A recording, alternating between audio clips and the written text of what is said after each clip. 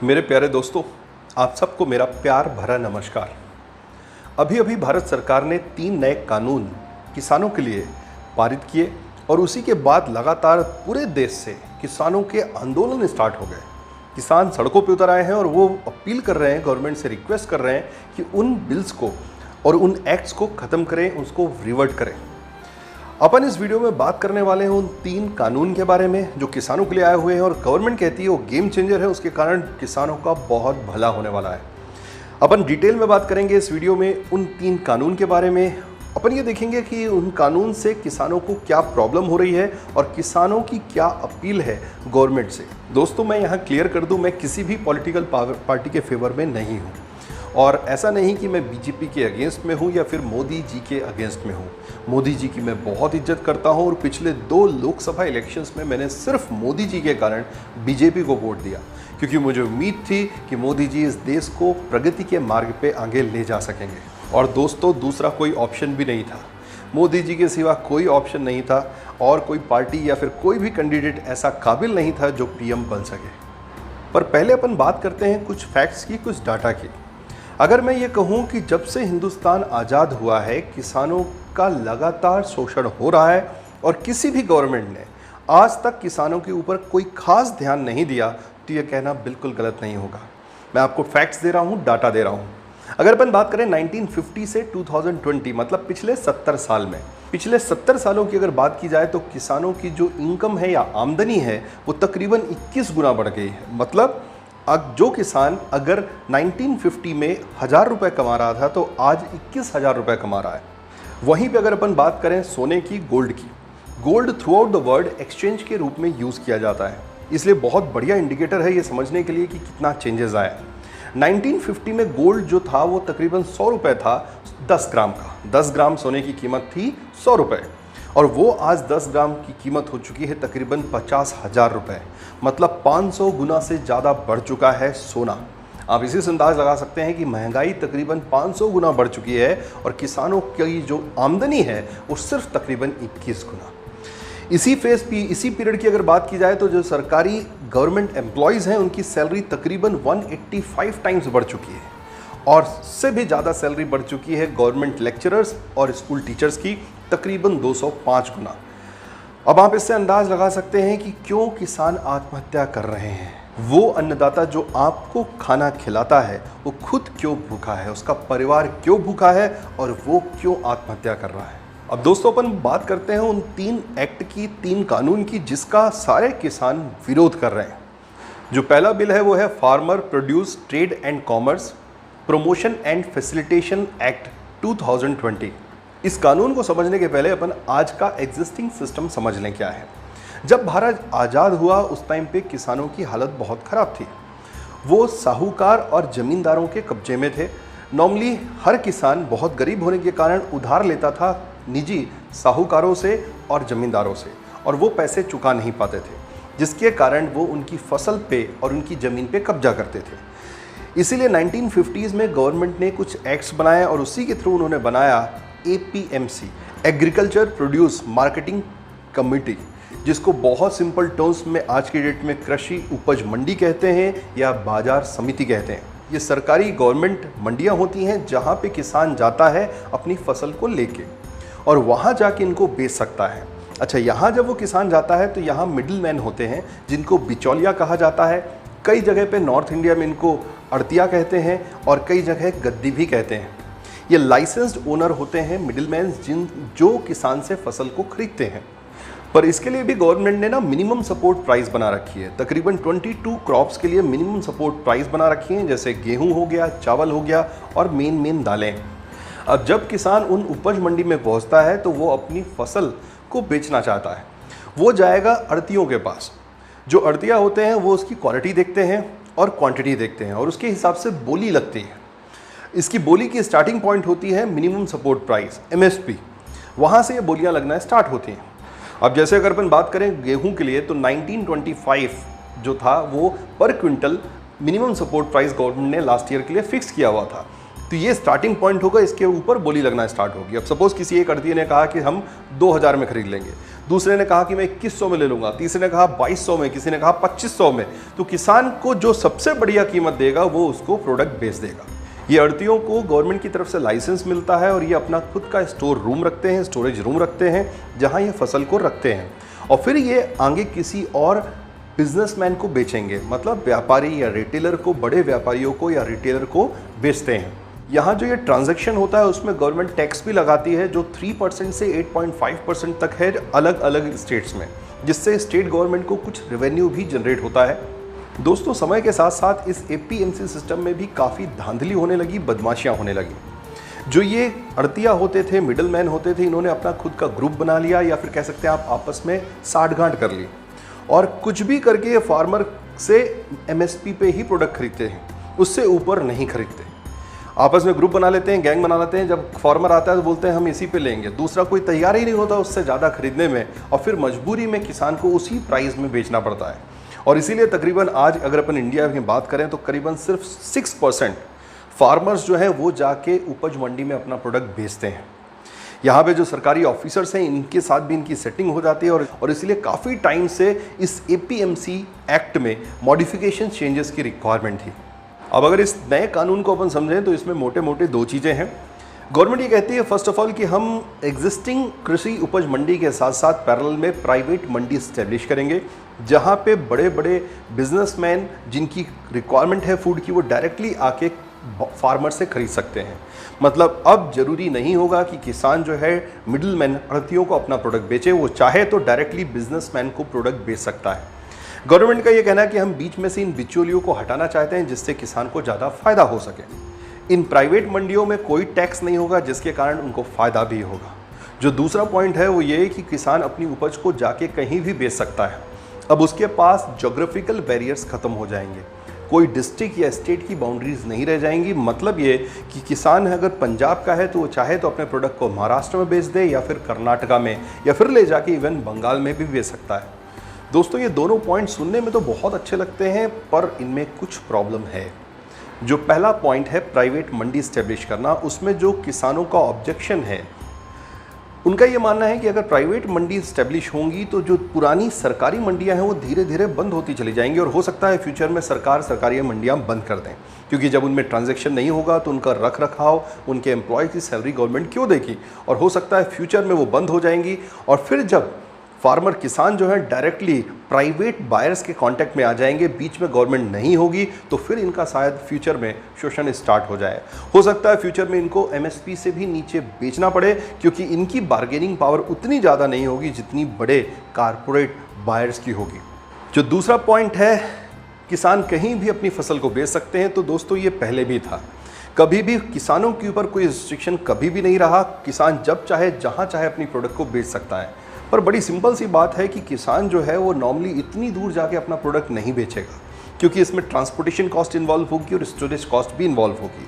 अब अगर पंजाब का किसान है, सोचे अपनी फसल ले जाके वो कर्नाटका या फिर तमिलनाडु भी बेचे, तो एक तो first of all transportation cost बहुत ज़्यादा आएगी, उसके पास कोई लिंक भी नहीं होगी प्रॉपर जिसके थ्रू वो वहाँ सेल आउट कर सके, और स्टोरेज हैंडलिंग कॉस्ट भी बढ़ जाएगी। इसका जो मेन फ़ायदा होने वाला है वो कारपोरेट्स को होने वाला है। बड़े बड़े कारपोरेट्स के लिए फ़ायदेमंद है, क्योंकि पहले ही उनके ऊपर ये रिस्ट्रिक्शंस थी। पहले जो आढ़तिया होते थे या मिडिल मैन, उनके ऊपर ये रिस्ट्रिक्शंस होती थी कि वो किसी दूसरे राज्य में या स्टेट में जाके अपना प्रोडक्ट नहीं बेच सकते थे। तो अब उनको ये ऑप्शन मिल जाएगा इस एक्ट के बाद। अगर ये टैक्सेशन सिस्टम ख़त्म हो गया तो स्टेट गवर्नमेंट्स को काफ़ी रेवेन्यू का लॉस होने वाला है। इसके साथ साथ जो उपज मंडी होती हैं वहाँ पर काफ़ी ज़्यादा लोगों को रोज़गार भी मिलता है। जो आढ़तिया होते हैं वो बहुत सारे एम्प्लॉय रखते हैं, वर्कर रखते हैं, अकाउंट्स वाले रखते हैं, स्टोरेज के लिए रखते हैं, लेबर रखते हैं, उन सब का एम्प्लॉयमेंट लॉस भी होगा। दोस्तों, जो दूसरा कानून है उसका नाम है farmers empowerment and protection agreement on price assurance and farm services act 2020। नाम बहुत लंबा चौड़ा है और बहुत सिंपल टर्म्स में अगर बात की जाए तो ये है, इसको कह सकते हैं अपन कॉन्ट्रैक्ट फार्मिंग।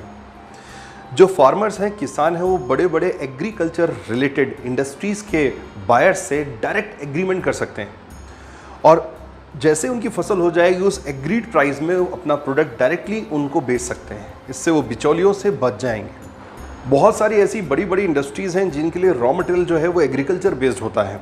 जैसे चिप्स बनाने वाली कंपनियों के लिए रॉ मटेरियल होगा आलू, टोमेटो केचप बनाने वाली फैक्ट्रीज के लिए टमाटर चाहिए। अब ये बड़ी बड़ी कंपनियां कॉर्पोरेट डायरेक्टली किसानों से एग्रीमेंट कर सकते हैं। जैसे आटा बनाने वाली कंपनी को गेहूं चाहिए तो डायरेक्टली फार्मर से, किसान से एग्रीमेंट कर सकती है कि आप अपने खेत में गेहूं प्रोड्यूस करो और हम आपसे डायरेक्टली एक फिक्स्ड प्राइस पे खरीद लेंगे। सपोज जैसे एग्रीमेंट हो गया 2200 पर क्विंटल। अब इसका ये फायदा होगा, किसान भी टेंशन फ्री है। होता क्या है ना, कई बार एकदम से बहुत ज़्यादा प्रोडक्शन होने के कारण प्राइस कम हो जाती है और फिर किसान को मजबूरी में सस्ते रेट पे बेचना पड़ता है। अब किसान फसल बोने के पहले ही चिंता मुक्त हो गया, उसको पता है कि अब इस फिक्स प्राइस पे हमारी प्रोडक्ट खरीदने के लिए कोई तैयार खड़ा है। अब जैसे फसल तैयार हो जाएगी, वो बड़े बड़े कारपोरेट अपने ट्रक लेके आएंगे और फसल लेके चले जाएंगे और किसान को डायरेक्टली वहीं पैसे मिल जाएंगे। वो बिचौलिया और मिडलमैन आड़तियों से भी बच जाएगा। दोस्तों, यहाँ पे जो किसानों का ऑब्जेक्शन है वो ये कि इसमें भी कॉन्ट्रैक्ट प्राइस में एमएसपी इंक्लूड कर देना चाहिए। कि मतलब कुछ भी हो, कॉन्ट्रैक्ट इस मिनिमम प्राइस से नीचे का नहीं होना चाहिए किसी एक पर्टिकुलर फसल के लिए। जो दूसरा एंगल अगर अपन देखें तो जो एमएसपी सिस्टम हुआ करता था गवर्नमेंट का, उसमें फ़ायदा था। सपोज जैसे गवर्नमेंट ने प्राइस रखी 1925 पर क्विंटल। अब अगर मार्केट में प्राइस 2500 है तो फार्मर के पास, किसान के पास छूट थी, वो चाहे तो जाके अलग से किसी दूसरी दुकानदार को बेच सकता है। वो ज़रूरी नहीं कि गवर्नमेंट को दे। हाँ, अगर कहीं प्राइस कम हो गई, सपोज बाहर मार्केट में 1700 रुपये का रेट चल रहा है, तो फिर उसके पास ऑप्शन है, वो जाके सरकारी मंडी में 1925 में बेच देगा। तो वहाँ पे उसके पास चॉइस थी, विन विन कंडीशन थी। प्राइस बढ़ गई तो बाहर बेच दो, गिर गई तो जाके गवर्नमेंट को दे दो। पर यहाँ ऐसा नहीं होगा, जो उनका कॉन्ट्रैक्ट है उसी में उनको बेचना पड़ेगा। इस कानून में भी कुछ कमियाँ हैं। अगर कहीं एग्रीमेंट में कुछ विवाद हुआ तो उसका सुलझावा कैसे होगा। अब सपोज 2200 रुपये का जो एग्रीमेंट हुआ था गेहूं का, और किसान ने देखा कि मार्केट में ज़्यादा महंगा बिक रहा है, तो अगर वो चुपचाप कुछ फसल निकाल के ले जाके ओपन मार्केट में बेच देगा तो कौन देखने वाला है। उसका उल्टा भी हो सकता है। सपोज जो कॉर्पोरेट बायर है, जब फसल कंप्लीट होने के बाद उसने देखा कि ओपन मार्केट में सस्ता मिल रहा है, तो उसने किसान से बोला कि हमको कम फसल चाहिए या फिर हम नहीं ले सकते या फिर हमारी कंपनी बंद हो गई। और इस झगड़े का, इस विवाद का सुलझावा कौन करेगा। यहाँ गवर्नमेंट कहती है कि जो एपीएमसी, जो उपज मंडी के अधिकारी हैं, वो इस कॉन्ट्रैक्ट को देखेंगे। यहीं थोड़ा सा गड़बड़ हो गई। जो एपीएमसी के अधिकारी हैं वो बड़े कॉर्पोरेट के हाथ में बिक सकते हैं बड़ी आसानी से और उनके फेवर में डिसीजन दे सकते हैं। किसानों को यहाँ पे ये भी कंसर्न है कि अगर सरकारी उपज मंडी धीरे धीरे बंद हो गई तो हो सकता है ये बड़े कॉर्पोरेट बायर्स किसानों को फोर्स करें लोअर कॉस्ट की तरफ, और फिर इनके पास कोई ऑप्शन नहीं बचेगा। मजबूरी में इनको उन्हीं को सस्ते दामों में अपनी प्रोडक्ट बेचनी पड़ेगी। इन कॉन्ट्रैक्ट में कोई भी मिनिमम सपोर्ट प्राइस की बात नहीं की गई। मतलब हो सकता है फ्यूचर में वो सस्ते से सस्ता प्रोडक्ट किसानों से खरीदना स्टार्ट कर दें। जो तीसरा कानून है वो है एसेंशियल कमोडिटीज़ अमेंडमेंट एक्ट 2020। अब इस कानून के थ्रू गवर्नमेंट ऑथराइज करती है कि आप जितना चाहें उतना स्टॉक होल्ड करके रख सकते हैं, स्टोर करके रख सकते हैं। पहले ये कानून बनाया गया था कि एक लिमिट से ज़्यादा किसी भी कमोडिटी की आप होर्डिंग नहीं कर सकते, जमावा नहीं कर सकते, भंडारण नहीं कर सकते। अब इस कानून के थ्रू, इस नए कानून के थ्रू आप जितना चाहें उतना स्टोर करके रख सकते हैं। हाँ, सिर्फ दो कंडीशन में अभी भी आप स्टोर नहीं कर सकते। एक वो है वॉर, युद्ध के समय, और दूसरा इमरजेंसी, क्राइसिस या फिर आपदा के ड्यूरेशन। अगर ये दो कंडीशन नहीं है तो आप जितना चाहें उतना स्टोर करके रख सकते हैं। गवर्नमेंट का ये मानना है कि इसका फ़ायदा किसानों को मिलेगा। अगर उनको लगता है कि अभी कीमत गिर चुकी है तो वो स्टोर करके अपनी उपज को रख सकते हैं और फिर जब प्राइस बढ़ जाएगी तब बेच दें। पर दोस्तों, सोचने वाली बात यह है कि किसानों के पास इतनी जगह स्टोरेज की नहीं होती, और स्टोर करके रखेंगे तो खाएंगे क्या। हिंदुस्तान का किसान जो है वो एक फसल के बाद दूसरी फसल की तैयारी में लग जाता है और उसके लिए उसको पैसे चाहिए, इसलिए वो चाहता है जल्दी से जल्दी फसल निकल जाए, पैसे आए और फिर अगली फसल की तैयारी में लग जाए। मतलब कहीं ना कहीं इसका फ़ायदा जो मिलने वाला है वो बड़े कॉर्पोरेट बायर्स को मिलने वाला है, जिनके पास बड़े बड़े स्टोरेज रूम हो सकते हैं। वहाँ वो प्रोडक्ट को, कम्युनिटीज़ को काफ़ी लंबे टाइम के लिए स्टोर करके रख सकते हैं। किसानों का यहाँ पे ऑब्जेक्शन जो है वो ये कि इस होर्डिंग के थ्रू आर्टिफिशियल प्राइस फ्लक्चुएट होते रहेंगे। मतलब ये कि जब प्रोडक्ट की कीमत गिर जाएगी तो हो सकता है बड़े कॉर्पोरेट बायर्स बहुत ज़्यादा प्रोडक्ट स्टोर करके रख लें और फिर अगली बार वो प्रोडक्ट खरीदें ही ना। अच्छा, अगर डिमांड ही नहीं होगी तो ऑफकोर्स प्राइस कम आ जाएगी, प्राइस गिर जाएगी और किसानों को बहुत सस्ती कीमत में फिर मजबूरी में प्रोडक्ट बेचना पड़ेगा। दोस्तों, मैंने आपको तीनों कानूनों के बारे में बता दिया और अब अपन समझते हैं, देखते हैं, शॉर्ट में ब्रीफ अप करते हैं ये जो किसान हैं उनकी चिंता क्या है या फिर वो क्यों ऑब्जेक्शन क्रिएट कर रहे हैं इन कानूनों के अगेंस्ट। किसानों की सबसे पहली डिमांड ये है कि जो ये कानून बनाए गए हैं ये उनके फेवर में कम है और दूसरे कॉरपोरेट प्राइवेट कंपनीज के फेवर में ज़्यादा हैं। जैसे इसका एग्जांपल उनका कहना है कि कॉन्ट्रैक्ट फार्मिंग में एमएसपी को इंक्लूड किया जा सकता है। अगर एमएसपी को इंक्लूड कर दिया जाए तो इनके लिए ज़्यादा फेवरेबल होगा। जैसे होर्डिंग के लिए जो कानून बना है वो सारी चीज़ें जो बड़े कॉरपोरेट बायर्स हैं, एग्रीकल्चर इंडस्ट्रीज से रिलेटेड बायर्स हैं, उनको ज़्यादा फेवर करता है। किसानों का ये कहना है कि मिनिमम सपोर्ट प्राइस उनका कानूनी हक होना चाहिए और उससे कम में कोई भी ना खरीदे, क्योंकि अगर कोई भी खरीदेगा तो उसके खिलाफ कानूनी कार्रवाई होनी चाहिए। इसको एक लीगल राइट बनाने की वो रिक्वेस्ट कर रहे हैं, डिमांड कर रहे हैं। ये तीसरी डिमांड है वो है एपीएमसी रिफॉर्म्स की। उनका ये कहना है कि जो कृषि उपज मंडी है इनको ख़त्म नहीं करना चाहिए, इनको मॉडिफाई करना चाहिए, बेटर करना चाहिए। उनको ये लगता है कि अगर ये एपीएमसी ख़त्म हो गए, धीरे धीरे प्राइवेट बायर्स, प्राइवेट मंडी बढ़ गई तो उनका शोषण ज़्यादा होगा। उनको ये लगता है जब तक सरकार है उनकी कोई सुनने वाला है, अगर जैसे ही सरकार हट गई डायरेक्टली वो प्राइवेट बायर्स के कांटेक्ट में आ गए, उनकी हालत और ख़राब हो जाएगी। तो यहाँ पे ज़रूरत यह है कि जो एपीएमसी है उसमें रिफॉर्म्स लेके आए जाएँ, उसको मॉडिफाई किया जाए और बेटर किया जाए, ना कि उसको ख़त्म कर दिया जाए। किसानों का ये कहना है कि जो आप बोल रहे हो कि बीच वाले बिचौलिए ख़त्म हो जाएंगे, मिडिल मैन ख़त्म हो जाएंगे, वो कहीं नहीं जाने वाले। सिर्फ सरकारी उपज मंडी से उठ के वो प्राइवेट मंडी में जाके बैठ जाएंगे। वहाँ पे गवर्नमेंट का कंट्रोल नहीं होगा तो जो यहाँ चल रहा है काम वो वहाँ और धड़ल्ले से चालू हो जाएगा। इंडिया के लिए एग्रीकल्चर सेक्टर बहुत बड़ा सेक्टर है क्योंकि तकरीबन आधी पॉपुलेशन इसी पे डिपेंडेंट है। फार्मर ऑर्गेनाइजेशंस की ये डिमांड है कि इसमें जो भी इन्वेस्टमेंट होना चाहिए वो गवर्नमेंट सेक्टर की तरफ से होना चाहिए, ना कि प्राइवेट सेक्टर की तरफ। इसको गवर्नमेंट अपने कंट्रोल में रखे जिससे कि जो गरीब किसान हैं उनका भला हो सके। गवर्नमेंट को हर साल तकरीबन कृषि उपज मंडी के माध्यम से 1000 करोड़ के आसपास का नुकसान हो रहा है। किसानों का ये मानना है कि गवर्नमेंट अपने नुकसान को ख़त्म करके बचने के लिए ये कानून लेके आ रही है। हमारे देश में किसानों की हालत वाकई में बहुत ख़राब है। कोई भी आत्महत्या नहीं करना चाहता, पर अगर आप देखेंगे तो हर साल आत्महत्या करने वाले किसानों की संख्या बढ़ती चली जा रही है। इसलिए मैं मोदी जी से रिक्वेस्ट करूंगा कि कुछ ऐसे सख्त कानून बनाए जाएं कि किसानों का भला हो सके। जैसे मिनिमम सेल्स प्राइस का, हर प्रोडक्ट के साथ एमआरपी होता है, कोई भी उस एमआरपी से ऊपर प्रोडक्ट नहीं बेच सकता। उसी तरह मेरे हिसाब से हर फसल के लिए, हर एग्रीकल्चर प्रोडक्ट के लिए मिनिमम सेल्स प्राइस भी होनी चाहिए कि कुछ भी हो इससे कम में तो वो नहीं बिकेगा। जैसे गेहूं है या चावल है या इवन आलू या टमाटर, एक मिनिमम प्राइस होनी चाहिए कि कुछ भी करो इससे नीचे कोई नहीं खरीद सकता। दोस्तों, मैंने आपको सारी डिटेल्स इसके बारे में बता दी है। अब ये फैसला आपको करना है कि जो किसानों का आंदोलन है वो वाजिब है कि नहीं। कमेंट बॉक्स में ज़रूर बताइए कि आपको ये वीडियो कैसा लगा। Keep watching, keep rocking. जय हिंद, जय भारत।